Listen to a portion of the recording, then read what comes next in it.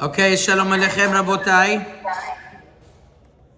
We will be learning the halachot of Purim, certain chidushim that were clarified to me this year. I thought I would share some of them with you. And we'll start with the Shulchan Aruch Siman Taf Resh Tzadi. Shulchan Aruch in Taf Resh Tzadi Seif Yud Zayin writes the following: Minhag Kol Yisrael, the custom, she'akore kore uposhet ke'igeret leharot hanes. A person, when he reads the Megillah, he should read and open the Megillah to show and publicize the miracle. And when he finishes making a bracha, he rolls it. So I said over in my daily halachot, I'll tell you two things that I said in recent daily halachot, and I'll see to be mosif a few more things.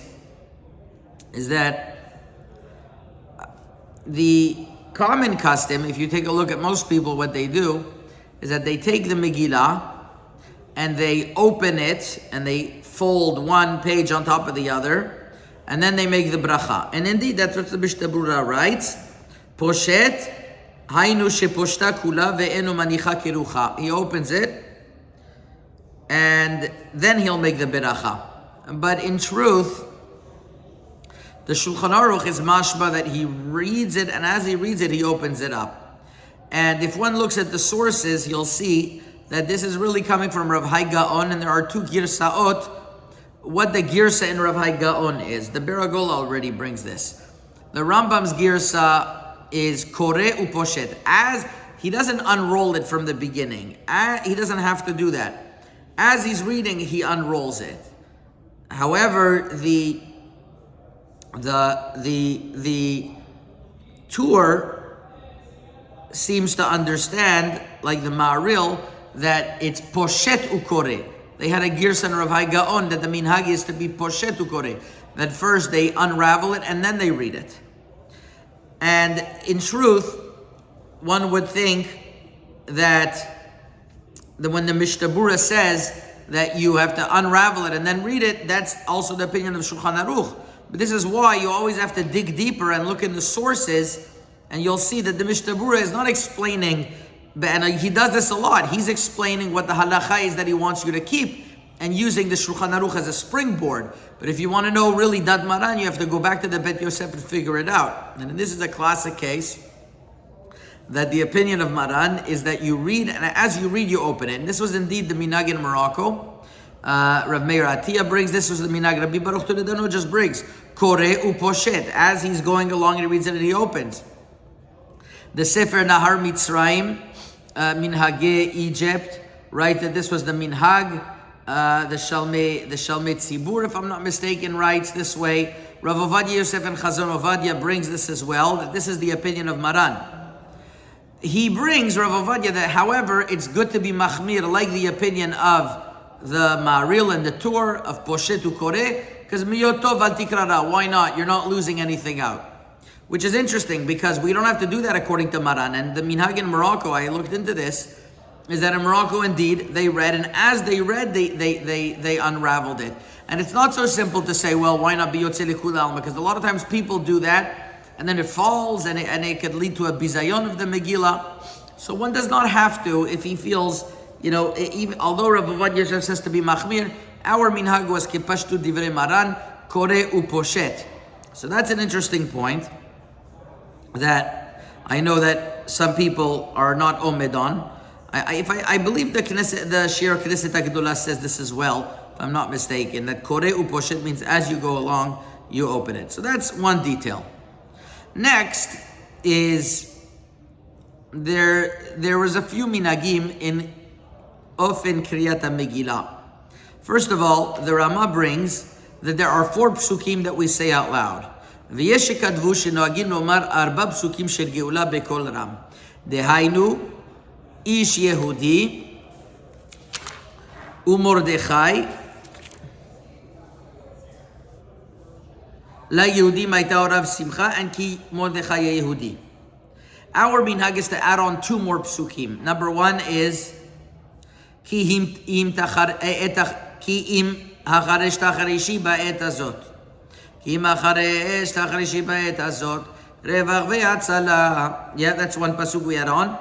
And the pasuk right before the end, וכל מעשה תוקפו וגבורתו. We start already, not the last pasuk, but before that, וכל מעשה תוקפו וגבורתו. So that's 2 psukim that we add on, which is in order to be mesamech, to be mizarez the tinokot, that they concentrate. The Hagot Maimoniot already says that this was the reason. So to concentrate. The Abu Draham writes that the reason why we say these psukim is for the kavod of Mordechai, that the nes was made al yado. Either way, the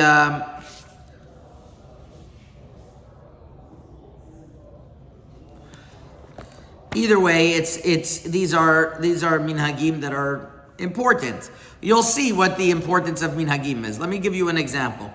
The Rama continues. This is one of the most famous Ramas in the Shulchan Aruch. It says, Od kadvu shenagu atinokot latzur tzurat haman al etzim ve'avanim. The tinokot have a minhag to draw the shape of Haman on sticks and on stones, or to write Haman on them, and to hit them one on the other, so his name should be obliterated. Al derech machot imcho et zecher Amalek v'shem reshaim yirkav. Al derech, that it says that we should say that the name of the Shem should be blotted. Umizeh nishtarvev minhag shemakim Haman keshkurim hamegillah bebet hakneset. And from here the minhag evolved that we hit when we hear Haman. And here the Rama says very famous words: ve'en levatel shum minhag o lil'og alav. One should never nullify any minhag or laugh, because it wasn't instituted just like that. So here the Rama is teaching us that every minhag has its purpose, and one shouldn't laugh at any minhag.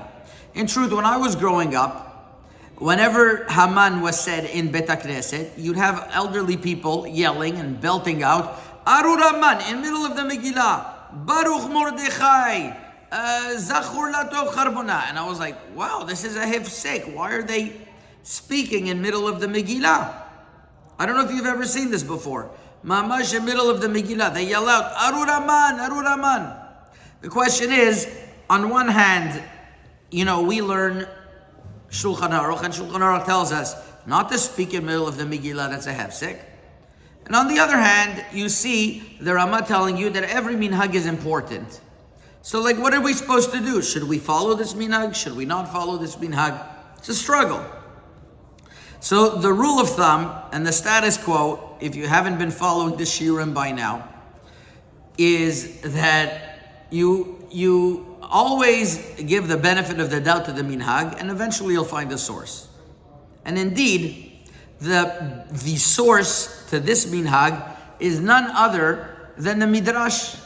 The midrash in Bereshit, midrash perek memtet, sif aleph, ot aleph, no less than the midrash discusses exactly this minhag, and it says that when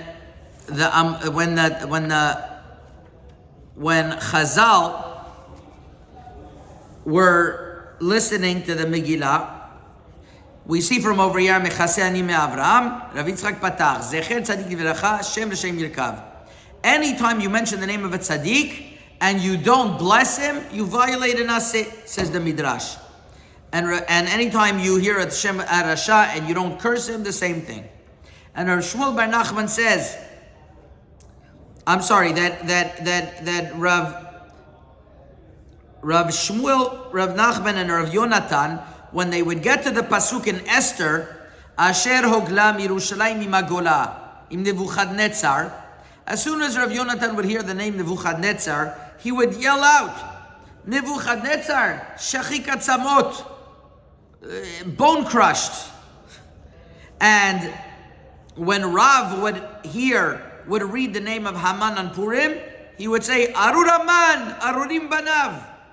Likayem Hashenemar v'Shem Reshem Yirkav. Amar Rav Pinchas Charvona zachor latov. You see that Rav himself, when he heard the name of Haman, he would yell out, Arur Haman. And the Levush, quoted in the Magen Avram, Simatav Reish Shadisiv Chaf Aleph, says that when you hear Haman in the Megillah, you should say, Shem Resha'im Yirkav. Unbelievable. You have it mamash. The minhag is written in the levush. It's actually a kiyum of an asay. The Sharat Zion, Sivkat and Lamed Zayin, Nun Zayin, on her siman, says there is a Magen Avram in the levush. She says, why didn't I write the Magen Avram in the levush? Says the Mishtabur, number one, I don't think it's because of a hefsek. Why? Because it says in Seif Yud Gimel that if you're Dorish the Megillah, you're Yotze. So the Sharat Zion says the reason why it's not a hefsek is because if you're reading and you're Dorish the Megillah in the middle, the halacha is that you're Yotze. So over here too, it's like part of Dorsha. But says the Mishnah, I didn't write it inside because I was afraid that it would cause that people would say it and they're going to miss a few words, and that would be a problem. But if that's not the case, there's no problem of hesek whatsoever, and on the contrary, you're being mekayem a mitzvat aseh of Shem Resha'im Yirkav. And this is something that should not be taken for granted. That when you have a minhag, you see that it's strongly sourced. You can't just like wipe it away like that without knowing very much, unless you're a gadol ador that knows all of the cheshbonot. This is a perfect example. You would have said, they don't know what they're talking about. What are they saying? You see it the midrash. You see there's a source. Not only that, Rav Moshe Feinstein was actually asked about this minhag in Igrot Moshe Chelek Aleph Siman Kut Tzadi Bet, and his son Rav David Feinstein Zichrono Livracha asked, how do we know that even lechatchila you're allowed it? Maybe only b'diavad, but who says lechatchila? So Rav Moshe says it must be that we see from over here to be mekayim the asay. It seemed to be that it was they didn't find it as a problem at all. So Kol Panim, that's the minhag of Arur Haman, and never to underestimate the koach and the reason for minhagim. That's step number one. Let's go further. Number two. Umizen ishtarbe b'minhag shemakim Haman keshekurim ha-Megillah. From here we learn that we hit on the table Haman when we hear the Megillah. Here too, a lot of people, what they would do, they would stomp on their feet. What does that mean, stomping on your feet? Why do we really have to do that? So Rav Khalifa ibn Malka, who was one of the contemporaries of the Chida, and he's buried in the city of Agadir in the south of Morocco. It's a beach city. It was a huge earthquake in Agadir. So yeah, I know somebody from Arizona that survived that earthquake. A lot of people died in that earthquake. And Rav Khalifa ibn Malka is the tzaddik of Agadir. They know him as, he's buried there. He has a very important sefer called Kaf Naki. As a matter of fact, we have it here. Yeah, it's over there, Kaf Naki. I don't know if you could see it. It's that one over there. It's next to it's brown and a lighter shade of brown. Either way, the Kaf Naki writes that the reason why a person has to make such a tralala and a big deal is because Kishiyakum Rasha, we can never know in future generations that Rasha is going to appear, and he is going to make a big noise about obliterating the names of Rishaim, obliterating the names of Jews. So since we know that we made such a big deal, every time there's Haman, we hit and we make a big deal of it, we're going to be much more on our toes to make sure something like that never happens. But furthermore, the Sefer Mishnat Chasidim of Rav Moshe Chagiz writes that the reason why we hit with our feet dafka is because the ground was cursed because of the Nachash, which is the sod of Amalek, which is the sod of Haman. And when somebody hits on the ground, so he's hitting that ground that was cursed because of Haman. Furthermore, Mordechai Tzaddik wrote on the back of his shoe the contract that Haman was a servant to him. When Haman sold himself before the Megillah happened, and Mordechai proved to him that you're my Eved, and that's why we stomp on the ground as well with that. Furthermore, the Ekev has to do with the Akvaim, which is the Ikvata de Mashiach, which is like the last klipot come in the ankle, so we show that we want like to eradicate the last of the klipot. So there are reasons according to Kabbalah, reasons according to Pshat, why we stomp with our foot. So these are minhagim that shouldn't be taken for granted and lightly. Each thing, as the Rama says, en levatel shum minhag lilo galav. We shouldn't laugh. And now we gave a few examples. Don't laugh at a minhag. There's sources to everything. Ki lo lechinam hukvau. They weren't miyusad for just for nothing. Based on this, I want to give you another few interesting minhagim. The first is that when we read the Megillah, there is a kri and a ktiv. In the pasuk, in Perek Gimel,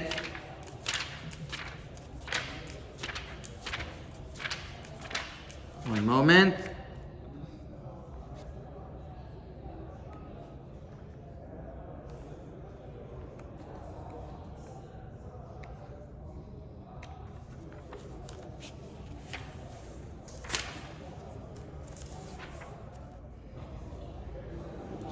In Perek Gimel, Pasuk Daled, the Minhag by Kriyat Megillah is to say the following: Vayehi be'omram elav yom vayom.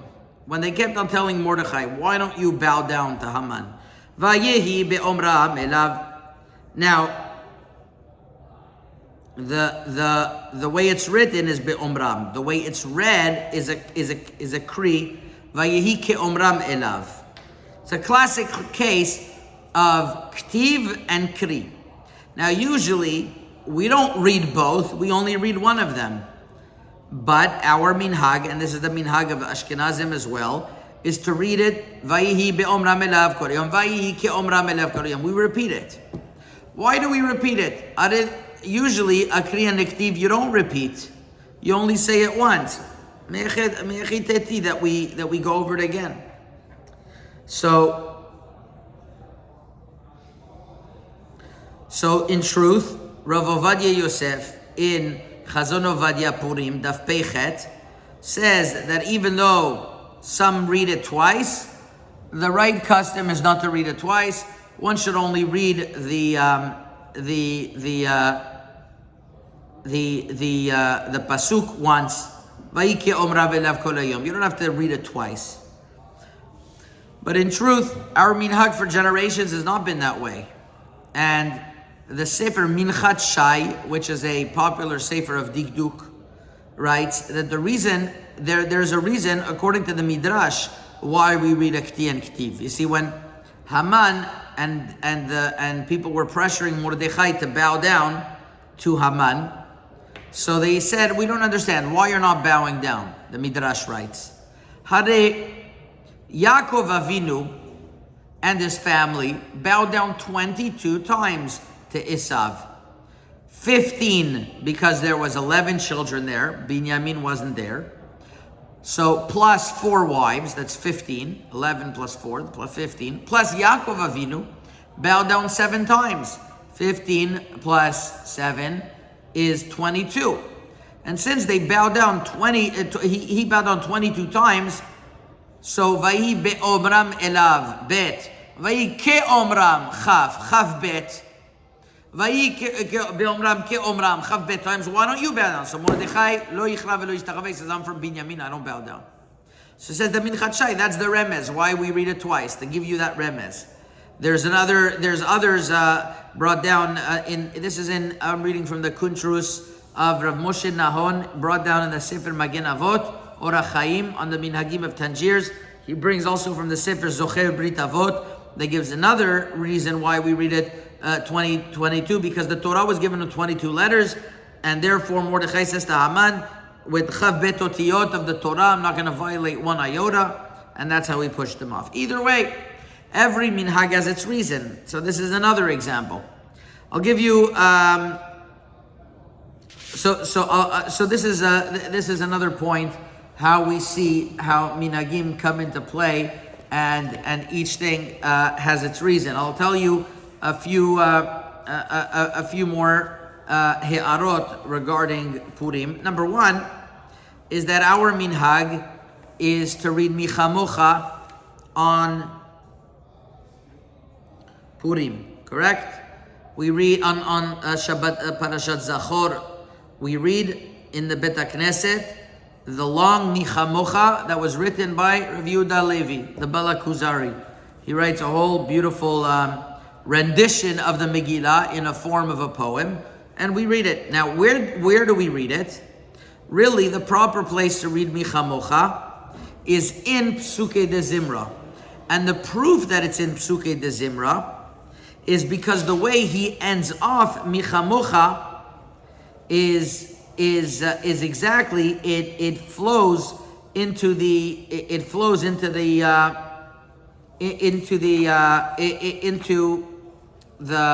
tefillah where we're mafsik. Why? Let me just pull it out over here. We say it within Nishmat Kol Chai.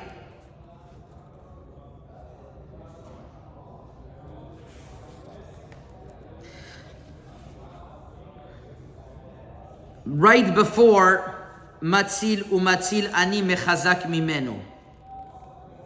And that's how the piyut ends off over there also. You see ke'enze, I don't have it in front of me, but it's the same language that flows in umatzil ani mechazak mimenu.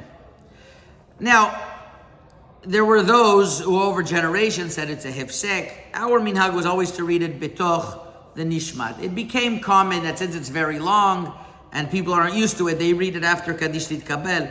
But there was an interesting minhag in Tangiers that the whole ve'ilu finu maleh shira chayam would be read out loud. And the reason why it would be read out loud is because since Michamocha was usually done then, even if some people pushed it till the end, but the original minhag was always to be done then. That's what Rav Yehuda Levi intended that it should be then, because that's how he wrote the poem, how it flows within Matzilani Mechazak Bimenu. And therefore, right after Kol Atzmotai Tomarna Adonai Michamocha, and then we start Michamocha Umatzilach, and we finish Matzilani Mechazak Bimenu. So therefore, people would read it out loud because it was part of the Shvach. So it's an interesting minhag that I didn't see that nowadays, but it was something that people would read it all together. Okay, a few other details in regards to Purim. Number one, upon Parashat Zachor for ladies. The original minhag was that women didn't go to hear Parashat Zachor. I know it's very common that women go out to hear Parashat Zachor, but for generations, the minhag was not to be machmir. And women basically would read it from a chumash if they would want to, or their husbands would read it for them. And the Sefer Mati Yehuda of Yehuda Ayash, one of the Gedolei Acharonim from Algiers, from Ma'arav, he says, I don't understand why people are machmir. The Sefer Torat Chesed from Lublin also writes in Siman Lamed Zayin, Minhag dashim shelanu me'olam enan shomot zachor klal.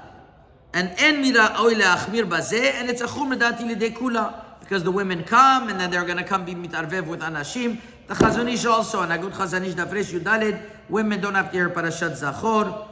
Vincent Abashol held this way also. My Rebbe Rabbi Zerul Auerbach also told me that the minhag was not to be machmir on this. And not only that, Rabbi Yashiv was posek that you can't take out a Sefer Torah, especially for women who come to hear Parashat Zachor. It's a machloket. There are those who are Medayik and the Rambam that women do hear Parashat. There's a chinuch. I'm not going to get into the whole raid, but I just want to mention that was the original minhag. Now there was a very controversial minhag, and I'm going to finish off with this. And this is a minhag that I struggle with. Is that it's known that women in Morocco weren't so machmir to hear the Megillah during the day. This l'chora flies against the Shulchan Aruch. The Shulchan Aruch says women are chayiv bikra Megillah ben bayom ben balayla. And I write in Magen Avot after trying to be miyashiv tzarachian. I don't really know why, but I got criticized for this. I say, how can I bring this minhag down in the first place? So I'll tell you. This custom, there were great rabbanim that wrote it.